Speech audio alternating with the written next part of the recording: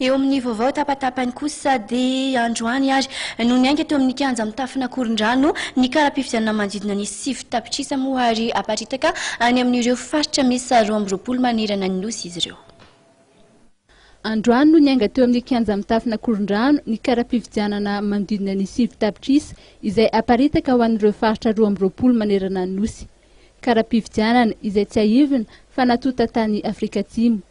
Nampiarahana tamin'ireo karapifidianana ho tsinjaraina manerana ny nosy ireo ihany koa ireo papier listine ahafahana manatota ny listim-pifidianana.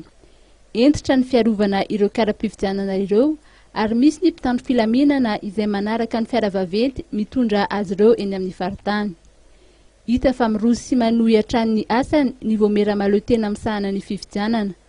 Efa vonona ihany koa ireo kit de vote na ireo fitaovana sasany ilaina eny amin'ny birao mpifidianana fa any amin'ny 520 hatramin'ny 720 ny volana Jona no everina anapareahana izany.